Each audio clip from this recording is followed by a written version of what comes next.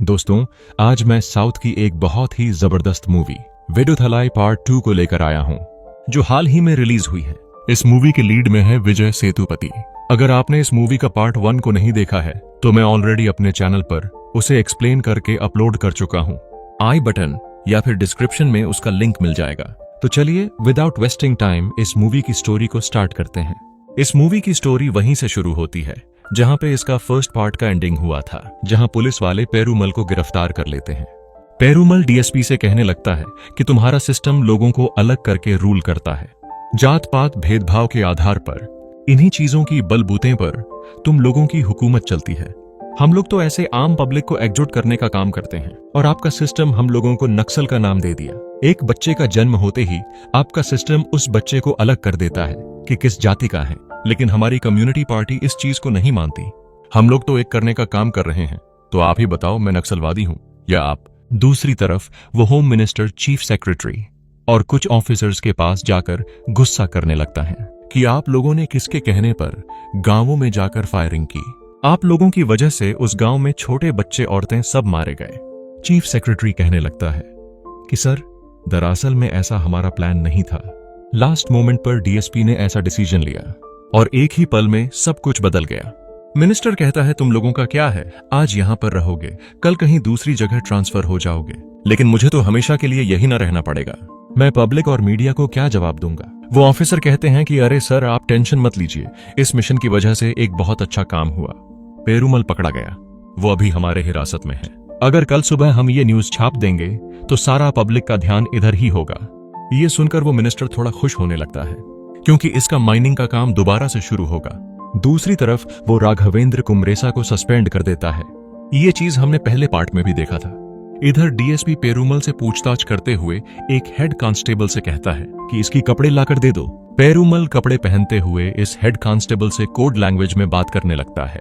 मतलब कि ऐसा कह रहा होता है कि अरे यार, तुम लोगों की भी जिंदगी बहुत बेकार है, एक दिन भी तुम्हें छुट्टी नहीं मिलती, वही तुम्हारे बड़े अफसर को छुट्टियां ही छुट्टियां मिलती हैं।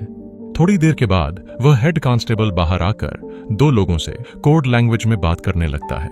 मतलब कि इनडायरेक्ट ये इन्फॉर्मेशन दे रहा होता है कि पेरूमल इस समय यहां पर है। अब धीरे धीरे करके पेरूमल के सारे लोगों के बीच यहां खबर फैल जाती है। पेरूमल की कम्युनिटी में एक लॉयर होता है।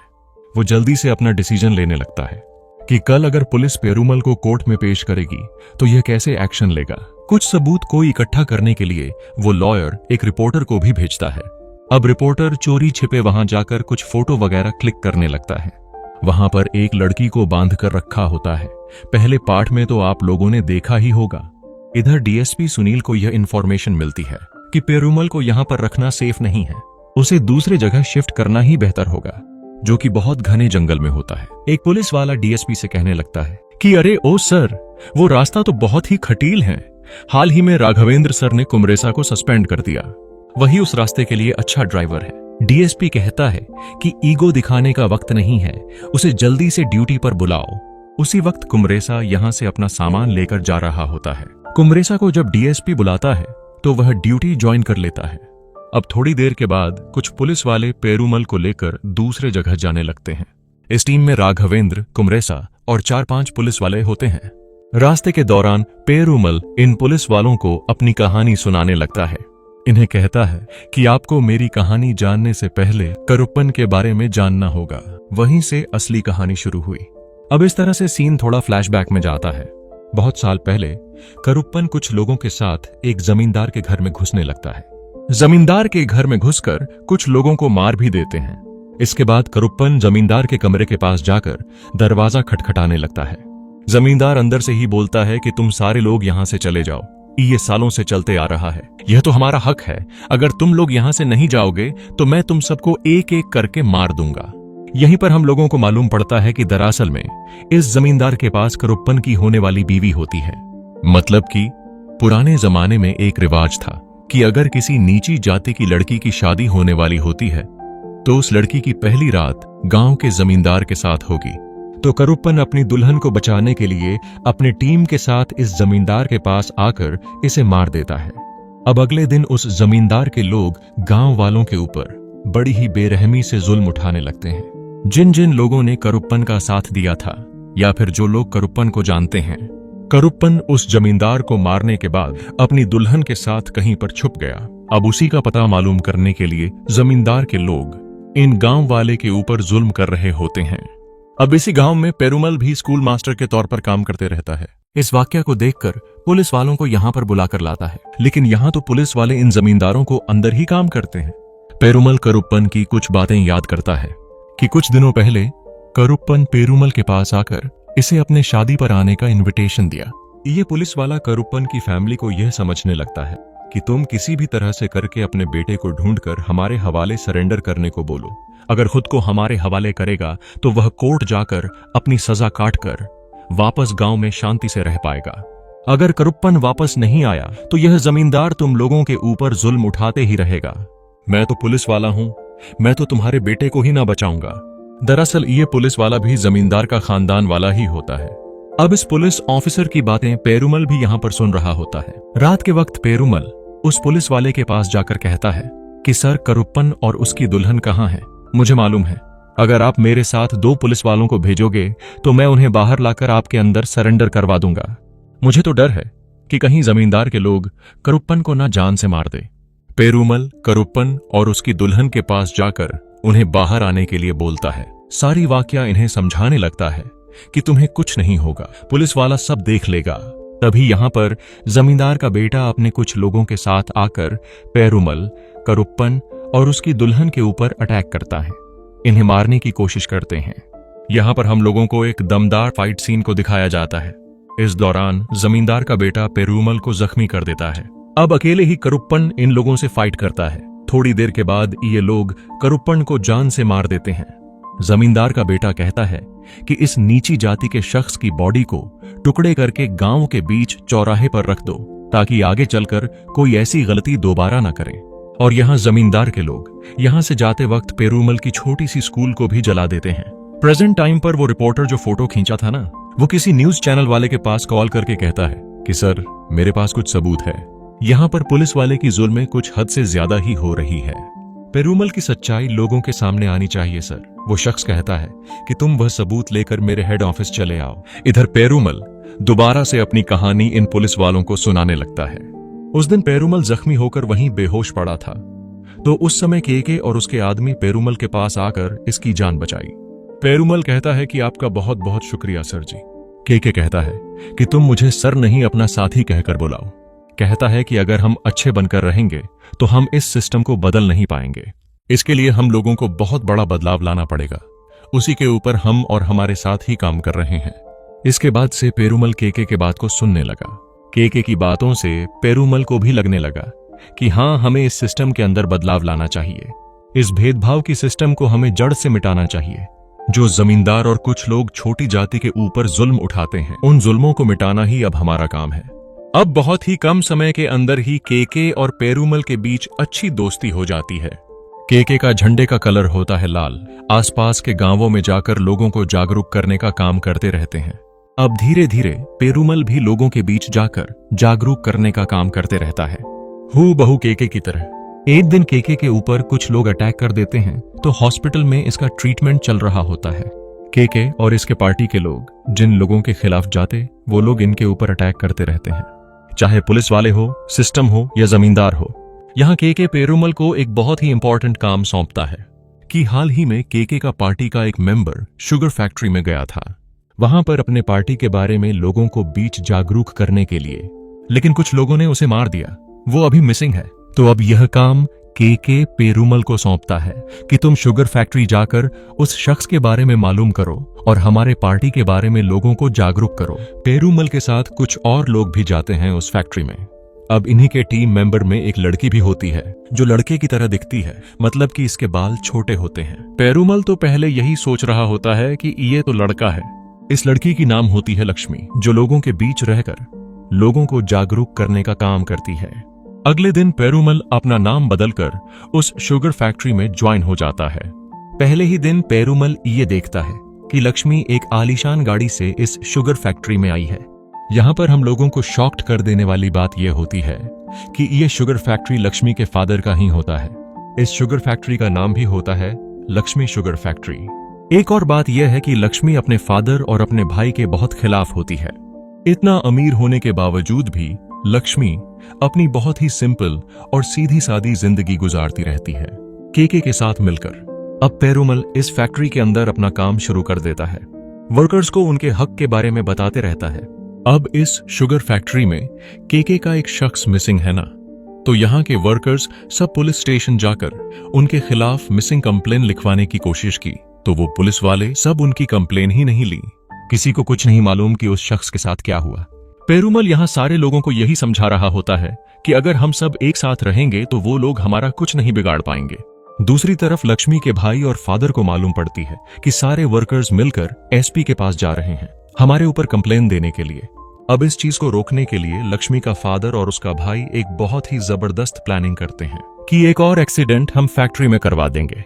उसी वक्त पुलिस वाले लक्ष्मी के भाई को पुलिस स्टेशन में ले जाने लगते हैं पूछताछ करने के लिए। एक और शॉकिंग बात यह है कि उनके ऊपर कंप्लेन देने वाला कोई और नहीं, लक्ष्मी ही होती है। जब पेरुमल सारे लोगों का खाना बना रहा होता है तो इसके पास लक्ष्मी जाकर यही कहती है कि अगर 2 दिन जेल रहेगा तो कुछ ज्यादा बिगड़ नहीं जाएगा, कम से कम अकल तो ठिकाने आएगी।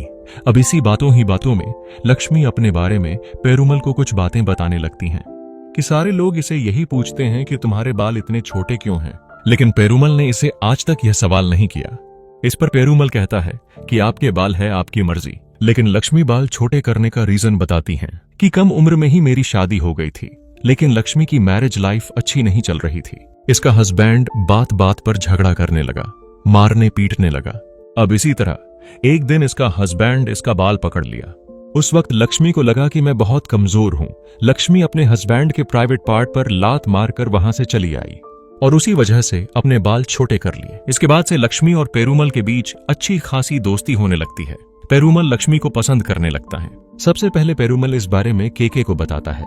केके कहता है ये तो बहुत अच्छी बात है, अगर हम लोग कहीं पर जाकर स्पीच देंगे तो वो लोग यही कहेंगे कि हमारी कोई फैमिली नहीं है। आपके मरने पर तो कोई भी आपके फैमिली वाले नहीं आएंगे। अगर हमने शादी कर ली तो हमारे भी बीवी होंगे, बच्चे होंगे, लोग हमारे ऊपर उंगली नहीं उठाएंगे। ये अच्छी बात है पेरुमल, तुम भी अपना फैमिली स्टार्ट करो। अब एक रात पेरुमल लक्ष्मी को प्रपोज कर ही देता है कि क्या हम दोनों शादी कर लें। लक्ष्मी कहती है कि इस बारे में मुझे सोचने के लिए थोड़ा टाइम दो। अब कुछ दिनों के बाद इन दोनों की शादी हो जाती है। अब प्रेजेंट टाइम पर इस रास्ते से जीप नहीं जा सकती, तो ये पुलिस वाले पेरुमल को पैदल ही ले जाने लगते हैं। अब दोबारा से पेरुमल इन पुलिस वालों को अपनी कहानी बताने लगता है। उस शुगर फैक्ट्री से जो शख्स मिसिंग हुआ था ना, एक तालाब से उसकी डेथ बॉडी मिलती है। डेथ बॉडी को देखने के बाद उमापति नाम का एक शख्स गुस्से में उस फैक्ट्री के मैनेजर को बहुत ही बुरी तरह मारने पीटने लगता है।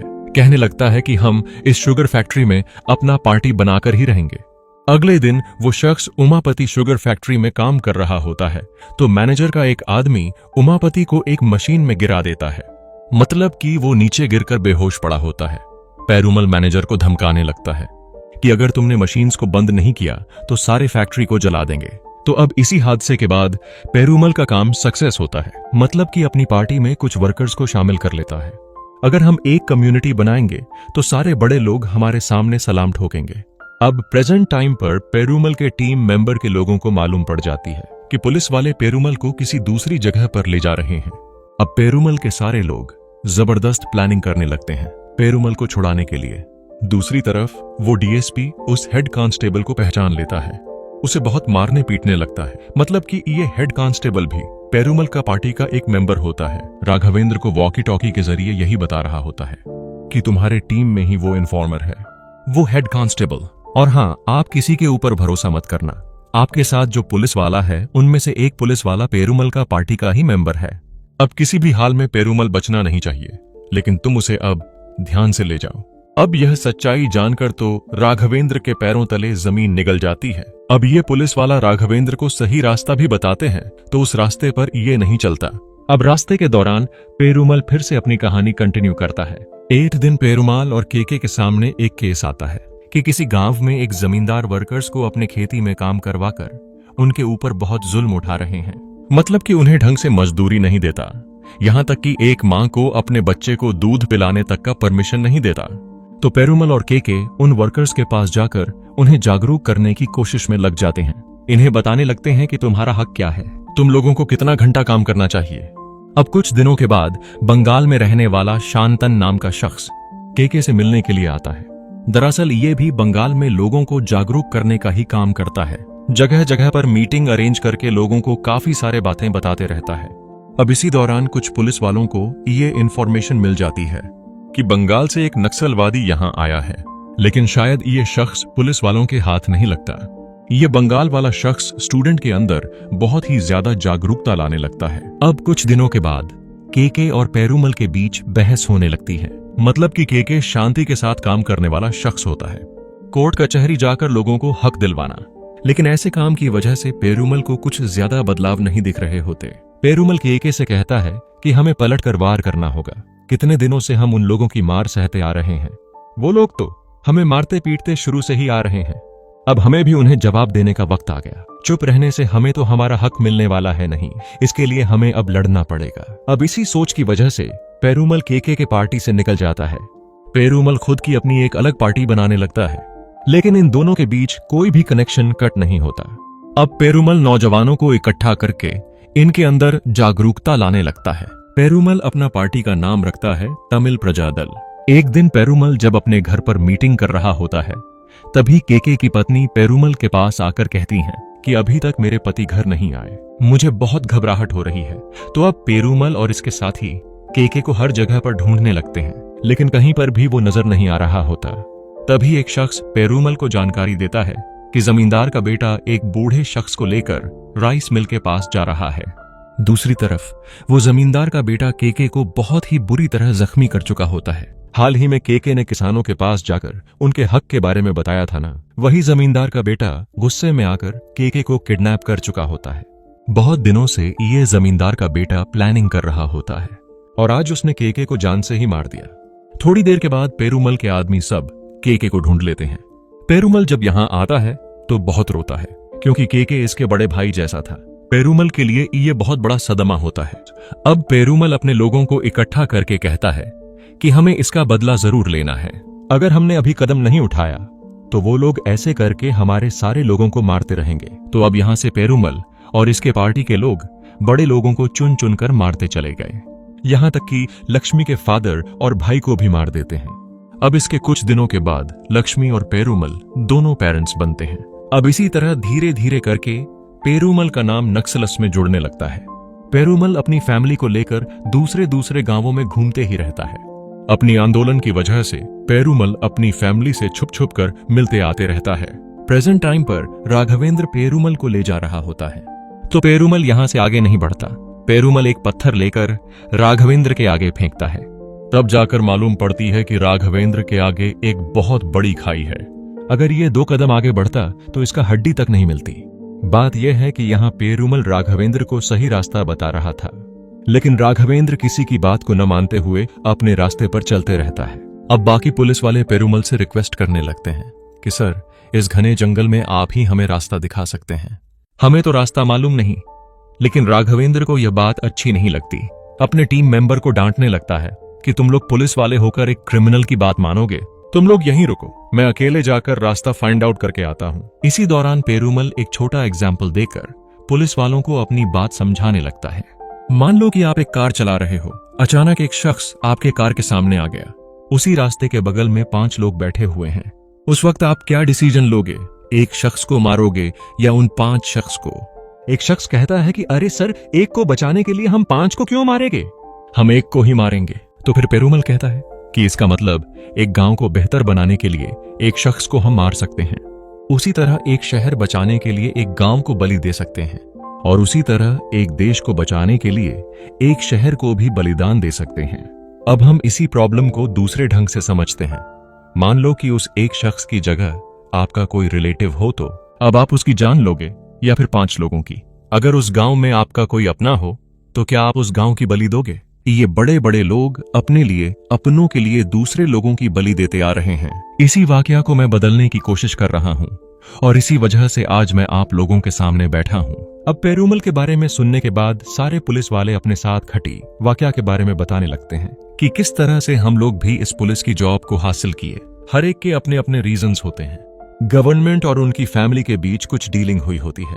अब इसी दौरान यहाँ राघवेंद्र आकर इन सारे लोगों को यहाँ से ले जाने लगता है। लेकिन राघवेंद्र को भी यहाँ से जाने का सही रास्ता मालूम नहीं होता। पेरूमल इन सारे पुलिस वालों को कहता है कि तुम सब मुझे अपना अपना एक सच बताओ, तो मैं तुम सबको यहाँ से जाने का रास्ता बताऊंगा। तो अब राघवेंद्र यहाँ अपना एक सच बताता है।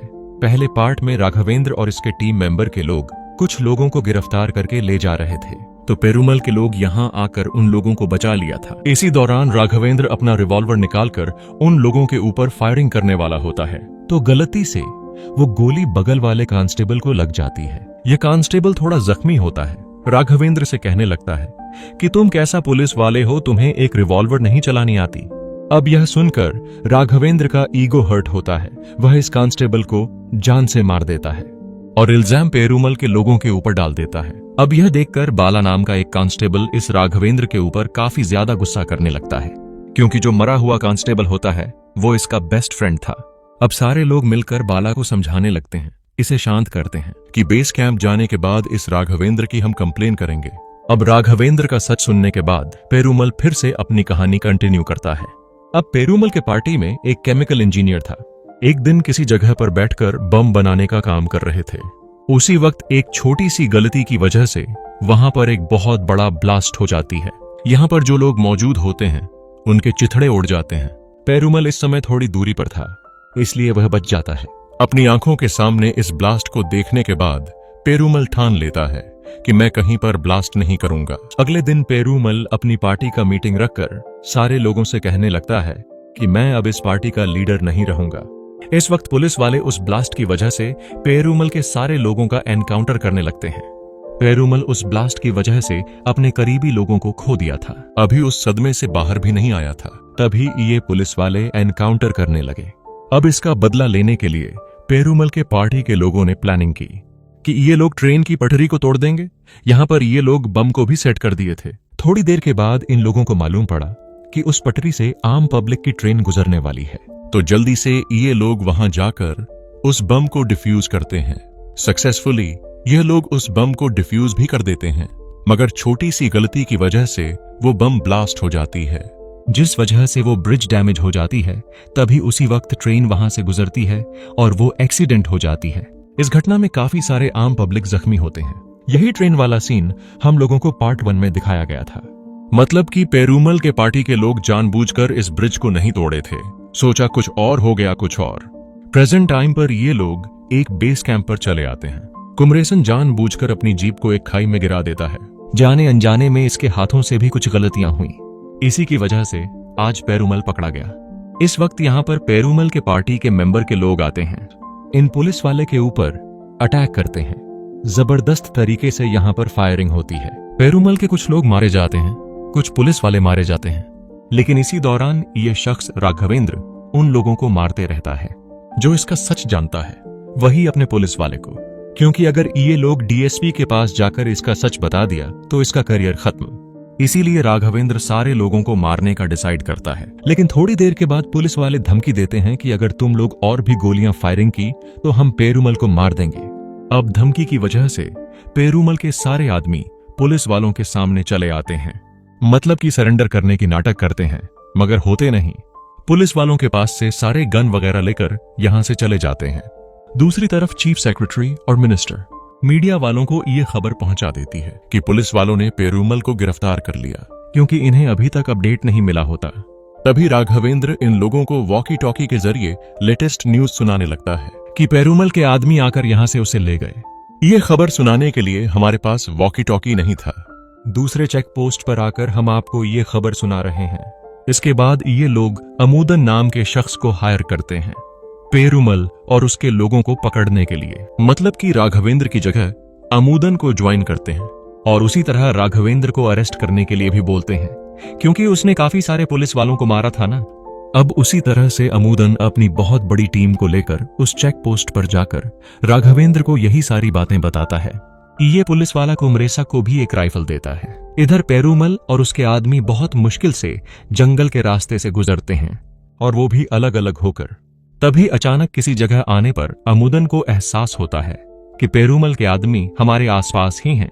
इसके बाद यहाँ पर एक तगड़ी फायरिंग स्टार्ट होती है। इस फायरिंग में भी काफी सारे लोग मारे जाते हैं, कुछ पेरूमल के आदमी, कुछ पुलिस वाले। अब इसी फायरिंग के दौरान राघवेंद्र दोबारा से अपने ही साथियों को मारने लगता है जो इसकी बातें सुनी थी। आमुदन पेरूमल के कुछ लोगों को पकड़कर उनका एनकाउंटर कर देता है। अब इस वाकया को देखकर पेरूमल डिसाइड कर लेता है कि मैं अकेला पुलिस वालों के पास जाकर सरेंडर हो जाऊंगा, क्योंकि अब मेरा टाइम खत्म हो चुका है, तुम्हारा टाइम आने वाला है। अब आगे की पीढ़ी को, हमारे पार्टी को आगे बढ़ाना होगा। थोड़ी देर के बाद राघवेंद्र फिर से एक पुलिस वाले को मारने वाला होता है, तभी कुमरेसन देख लेता है। अब राघवेंद्र को बहुत मारने पीटने लगता है। अमुदन के सामने प्रूफ कर देता है कि इसने हमारे बहुत सारे साथियों को मार दिया। अमुदन कहता है कि इसके बारे में हम बाद में देखते हैं, फिलहाल हमारा ये दुश्मन नहीं, सामने वाला है। पेरूमल डिसाइड कर चुका होता है कि मैं खुद पुलिस वालों के पास जाकर सरेंडर हो जाऊंगा। मुझे कोर्ट ले जाएंगे, क्योंकि पुलिस वालों ने खुद मीडिया में यह अनाउंस किया कि पुलिस वालों ने पेरूमल को अरेस्ट कर लिया। इस तरह से पेरूमल पुलिस के हवाले सरेंडर हो जाता है, लेकिन अमुदन इसे गिरफ्तार करने की जगह इसे गोलियों से धुंध कर रख देता है। कुमरेसा और बाकी लोग पेरूमल के ऊपर फायर नहीं कर पाते। जिन जिन लोगों ने पेरूमल की कहानी को सुना, यहाँ से सीन थोड़ा सा फ्लैशबैक में जाती है। एक दिन पेरूमल अपनी पत्नी लक्ष्मी को कहा था कि अगर एक दिन पुलिस वालों ने मुझे मार दिया तो तुम मेरी बॉडी क्लेम करने के लिए मत आना। मैं लोगों के लिए अनजान हूँ, अनजान ही रहने दो। लोगों को बस यही समझने दो कि मेरी फैमिली है ही नहीं। प्रेजेंट टाइम पर ये पुलिस वाले पेरूमल की डेथ बॉडी को बहुत ही घिनौने तरीके से बेस कैंप पर ले जाने लगते हैं। रास्ते के दौरान कुछ पुलिस वाले और कुमरेसा अमुदन से बहस करने लगते हैं कि आपने पेरूमल को क्यों मारा, वो तो खुद को सरेंडर कर रहा था। अमुदन कहता है, मुझे मालूम नहीं वो शख्स अच्छा था या बुरा, मुझे तो बस ऊपर से आर्डर आया था और मैंने अपना आर्डर पूरा किया। और वैसे भी अमुदन ने सिस्टम के खिलाफ ही काम किया। दूसरी तरफ उस पेरूमल की खबर उस चीफ सेक्रेटरी को मिल जाती है। ये चीफ सेक्रेटरी सीएम से बात करते हुए कहने लगता है कि अरे सर, हम इस बात को यहीं पर दबा देंगे, लोगों के अंदर हम ये न्यूज फैलाते रहेंगे कि पेरूमल दोबारा वापस लौट आया है। वो यहाँ पर नजर आ रहा है, वो वहां पर नजर आ रहा है। मतलब कि हम इस तरह से लोगों को यकीन दिलाएंगे कि पेरूमल अभी जिंदा है, वो पुलिस की पकड़ से बच निकला। दूसरी तरफ कुमरेसा गाड़ी को ड्राइव करते हुए खाई के कोर पर गाड़ी लाकर खड़ा कर देता है। ये देखकर इन पुलिस वालों की तो हौस ही उड़ जाते हैं। अमुदन इसे बहुत रिक्वेस्ट करने लगता है कि तुम गाड़ी को घुमाओ कुमरेसा, मैं तुम्हारा प्रमोशन भी करवाऊंगा। लेकिन कुमरेसा को भी यह सिस्टम बिल्कुल भी पसंद नहीं आती, जिस वजह से जीप को उसी हालत में छोड़कर वहां से उतर जाता है। ठान लेता है कि मैं भी पेरूमल की पार्टी में काम करूंगा। इसी के साथ ये बेहतरीन मूवी यहीं पर समाप्त होती है। सो दोस्तों, आपको यह मूवी कैसी लगी, प्लीज हमें लाइक और कमेंट करके जरूर बताइएगा। Thanks for watching video.